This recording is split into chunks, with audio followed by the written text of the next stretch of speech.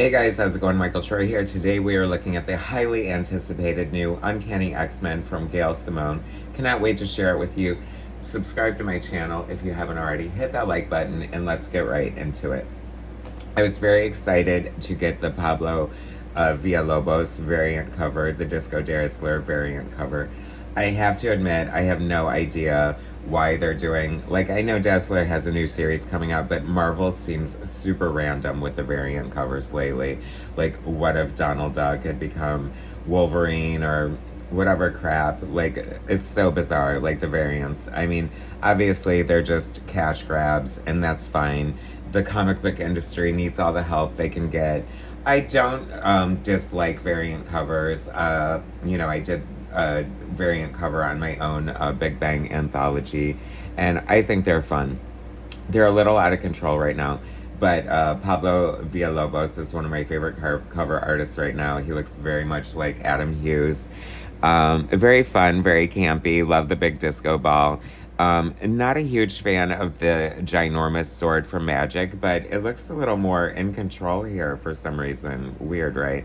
Love that he did his signature inside of a vinyl record. So cute. Love it. That's great.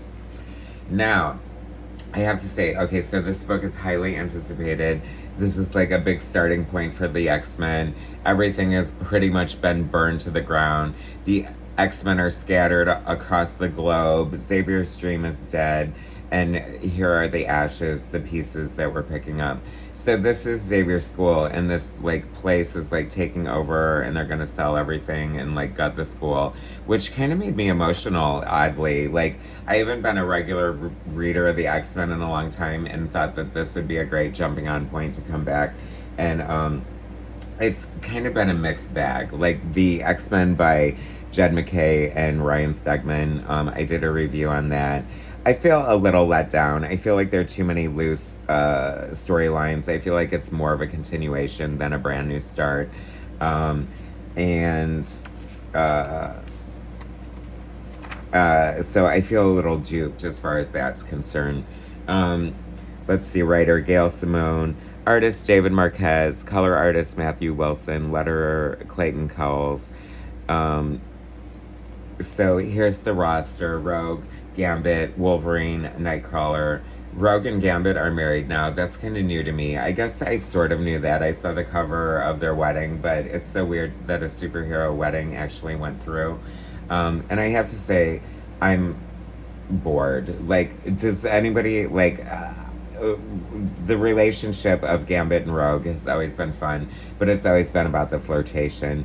And now they're a couple and they're married. So I don't know. Like, I feel about that like when Jean and Scott got married. And when Peter Parker and Mary Jane got married, it just kills the excitement level of any superhero in my book anyway.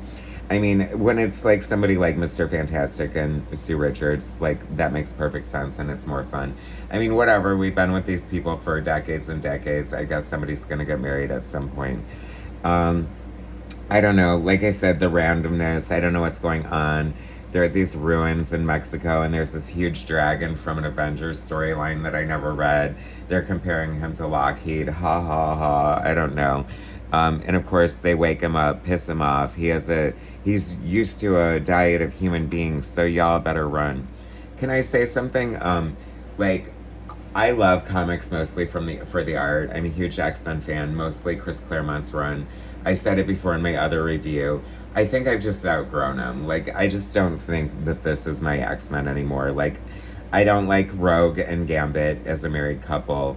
I feel like Rogue keeps like flirting with Wolverine and like hinting at like bringing them into the relationship. Is this like trying to rectify the Cyclops like Jean Grey Wolverine throuble thing?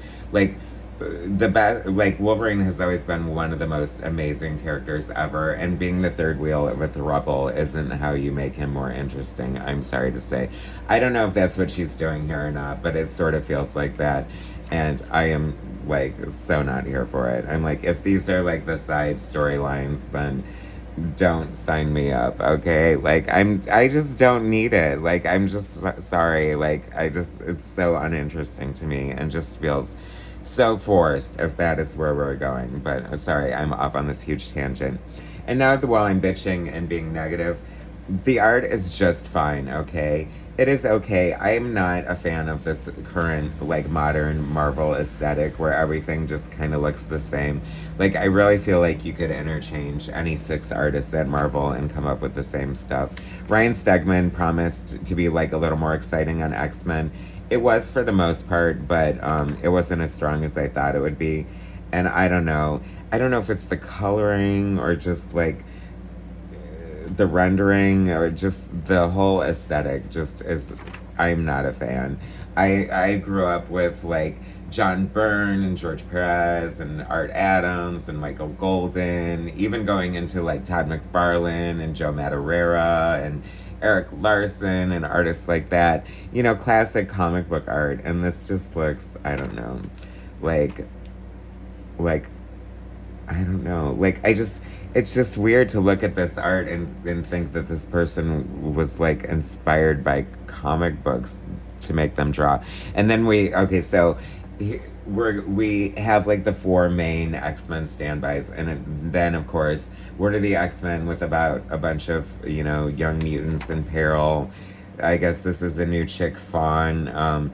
My name is Fawn. What's your name? Oh, it's Rosa. No, what's your real name? I don't know. Are we getting into that, like, mutant identity kind of stuff? I don't know. See what I mean? Like, just uninteresting camera angles, just, like, nothing exciting. Nightcrawler looks super generic here. I mean, he's one of the coolest characters ever, and he just, like, I don't know, and I don't like him being a priest. I know he's been a priest forever, but I think it's so cheesy and stupid. Someone looks like a demon, so you make them deeply religious. I don't know. It's just, like, such a trope or something. Then they visit this little kid, a mutant kid with cancer who wanted to meet the X-Men, meet the X-Men, and I don't know. Then he touches Rogue, and I guess Rogue can touch people now, so she's got to handle it. This shows how long it's been since I've read the X-Men. Like, clearly, I have no idea what's going on, and I don't feel like they've done enough to, like, catch me up or make me interested or whatever. Like, they're married. She can touch people. Wolverine seems like a basket case. I don't know. This looks good. Jonathan Hickman and Greg Capullo on a Wolverine miniseries. Heck yeah, I'll take that. So anyway, I don't know. Rogue is just, like, going through it. She is clearly, like, they're building her up to be, like, the heart of the X-Men here. Like, are the X-Men still a thing? Who would even be the leader? I mean, come out and say you want to lead the X-Men, bitch. You've been, like, planting the seed since page 1. So just come out and say it already. And then I don't know, it's like X-Men Across America. She texts to Cyclops, which is hilarious. They're like, should we go join Cyclops? And they're like, hell no. Wolverine's like, do you want to live in a society led by Scott Summers? We did that once, not going there again. Which is hilarious. I mean, they've ruined Cyclops as a character. Like, we shouldn't feel that way about him, but we do. He's kind of a douche, right? Kitty said, hell no, I'm not joining the X-Men, even though she's going to get her own book where she's so against hanging out with the X-Men. However, she's going to start hanging out with Emma Frost, her arch enemy. That makes sense, right? Well, that'll be good and bitchy for the us readers. And this pissed me off to no end. I'll try to put a screen capture. Ooh, genius marketing. Now at the end, for bonus material, you're going to go to the QR code and get the bonus material. But guess what? I went to the bonus material and it was an error. So your gimmick is, like, failing straight out the gate, Marvel. I feel like this was largely negative review. I do love Gail Simone's writing. I think that all the things that I love about Gail Simone are here. She did a great job. I just don't like the direction of the book. I just don't like where the X-Men are at. This is not your grandfather's X-Men. And by your grandfather, I mean Chris Claremont. You can't go home again. I don't know. I was so excited about this new X-Men relaunch with happening, and I don't know. I just feel a little disappointed all around. Will I be back for issue 2? I don't know. I don't know if there's enough here, but whatever. It is what it is. Anyway, sorry for the negative review. You know how much I love comics, and I try to be positive about comics, but I just feel largely let down by this whole X-Men relaunch, and I was so excited for it. Anyway, at least I got this cool ass Los Lobos variant Disco Dazzler magic cover. Thanks for watching, guys. Subscribe to my channel if you haven't already. Hit that like button, and I will bring you more soon.